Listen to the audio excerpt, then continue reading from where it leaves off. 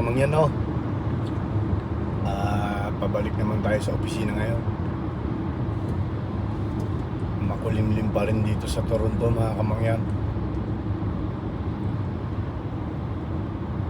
At ang traffic naman ay banayad lamang.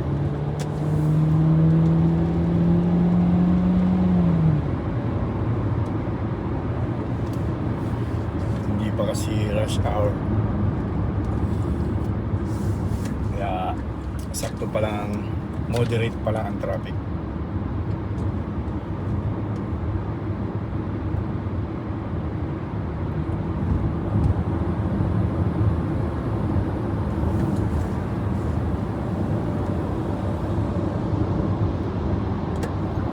Yan ang buhay ni Kanidyang Mangyan, mga kamangyan.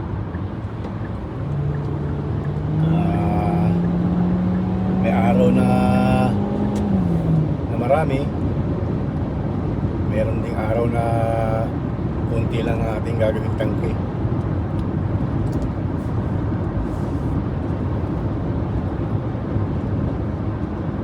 Bawi-bawi nga, sabi nila. Give and take. Minsan give, minsan naman i-take natin, mga kamangyan. Hindi maganda yung puro take lang. Kailangan nag-give din tayo, mga kamangyan. Ayan, dito tayo ngayon sa sa kahabaan ng Highway 401.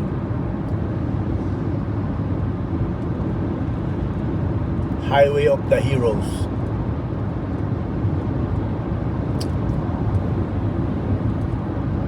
Sa mga oras na ito, mga kamangyan, wala pang masyadong traffic, no? Pero pagdating ng mga alas 2 ng hapon onward, sigurado itong lugar na ito ay parang pagong na ang mga sasakyan. Sa ngayon medyo relax pa eh. Smooth pa ang daloy ng traffic, mga kamangyan.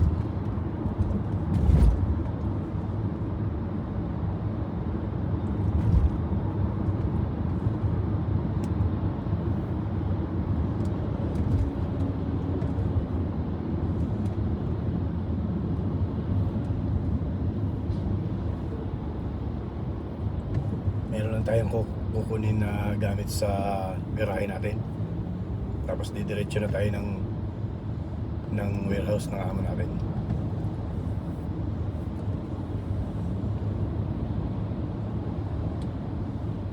Bukas meron tayong 9 tanks. And sa Friday punta tayo ng London. Sama kayo, mga kamangyan. London, Ontario. 2 hours drive from Toronto to London.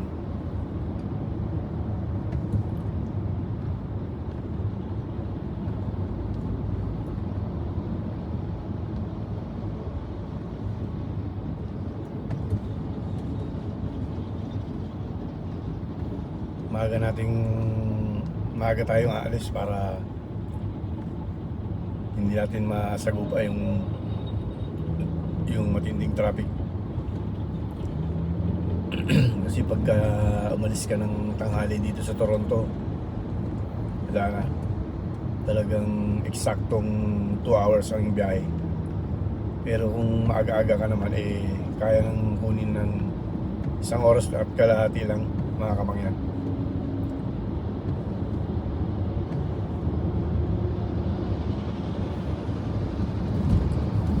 Madalang naman na yung construction dito sa 401 eh. Yun ang nagpapatagal, mga kamangyan, yung construction. Siyempre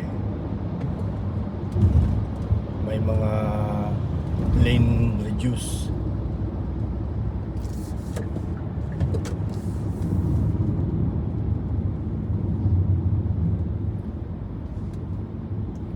Yung 4 na linya, ginagawa nilang 2 lang. Kaya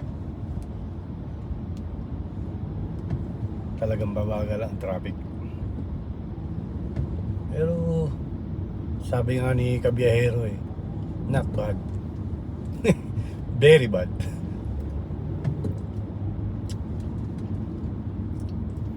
Shout out sa'yo, kabiyaherong mangyan.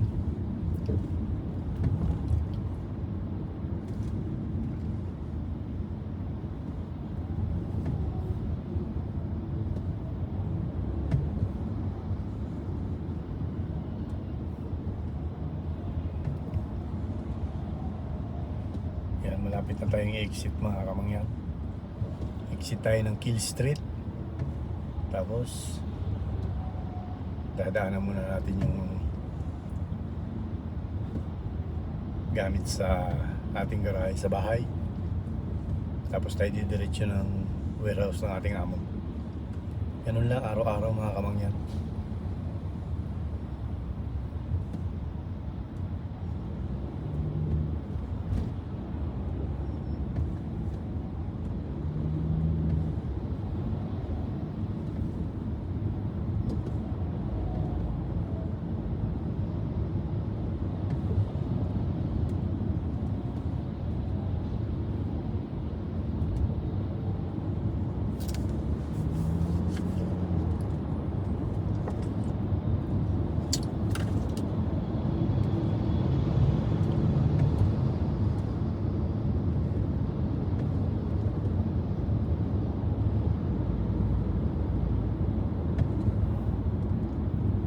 Maulang Miyerkules mga kamangyan. Buti nga to umulan para maibsan naman yung matinding init. Matinding init dito mga kamangyan. 35 degree inaabot ng feels like 40 mga ganyan. Iba yung humid niya mga kamangyan, talagang lalagkitin yung katawan nyo.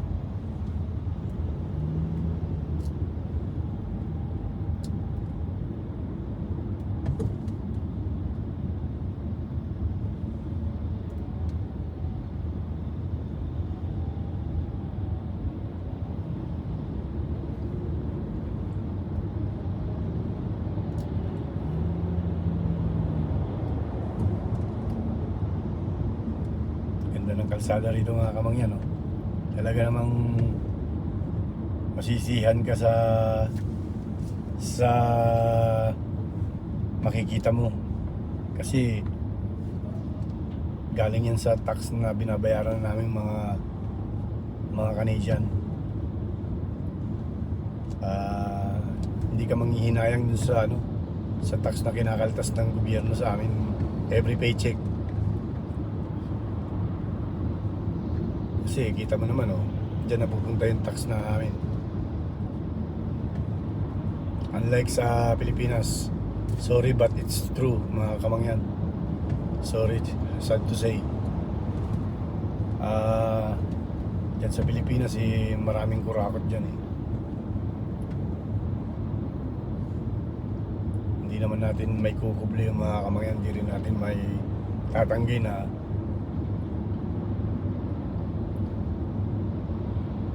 hindi naman halos lahat ng politiko kurakot, pero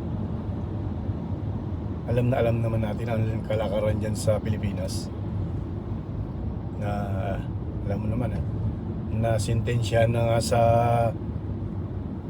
sa husgado pero nakakalabas pa rin. Na sentensya na nagnakaw ng urakot, pero kita pa naman natin mga kamangyan, tumatakbo pa rin sa politika. Dito, tingnan nyo naman yung mga daan natin.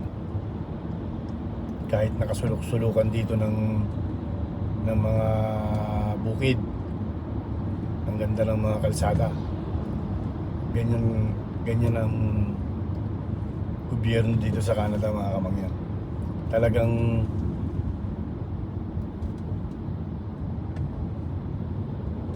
ginagastos nila ng tama yung mga kinukuha ng nilang tax mula sa atin.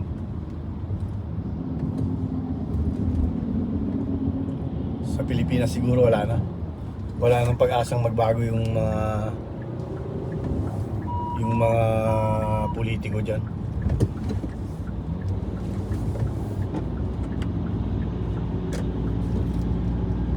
Kasi Yan ang nakagisnan na kultura eh. Nakaw dito, nakaw doon, kaya wala na. Kaya yung mga bago pa lang na mga politiko, wala na silang ibang gagayahin kundi yung mga kinagisnan na. Hindi ko naman nilalahat mga kabangyan. Pero sad to say, sabi ko nga, ganun ang kalakaran dyan sa Pilipinas. Sana wag sumama ang loob nyo kay Kamangyan ha. Kasi 38 years old na ako. Kahit papaano nakita ko rin yung kalakaran dyan sa Pilipinas. Bago ako napunta rito eh, naranasan ko rin.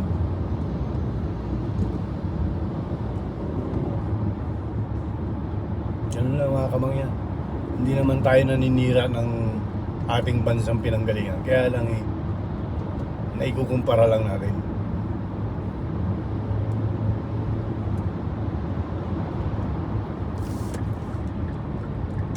Sinubukang ayusin ni President Digong, pero alam niyo naman, kitang-kita niyo naman. Pero marami pa rin talagang mas gustong sumira. Yung mga kurakot na politiko, alam naman natin na kung gaano kaganda yung pamumuno ni President Digong Duterte dati. Pero kita niyo naman ngayon, nawala si Digong, bumalik na katulad yung droga. Yan yung namimiss natin sa Digong administration, sa Duterte administration.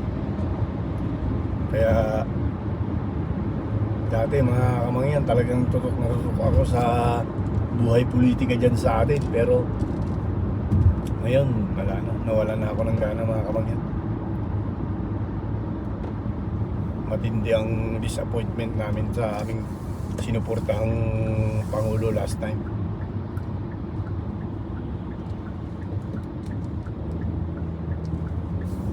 Akala natin itutuloy niya yung mga pagbabagong ginawa ni Tatay Digong, pero wala. Bulok.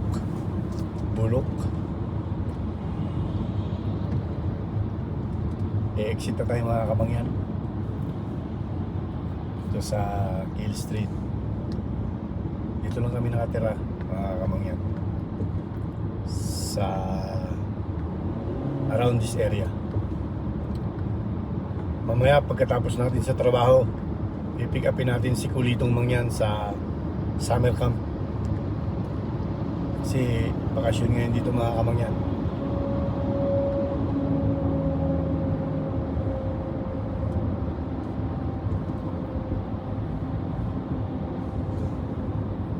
Ano mga kamangyan, exit na tayo. Susunod ulit na video, update ko lang kayo lagi. Ingat tayo palagi mga kamangyan. God bless.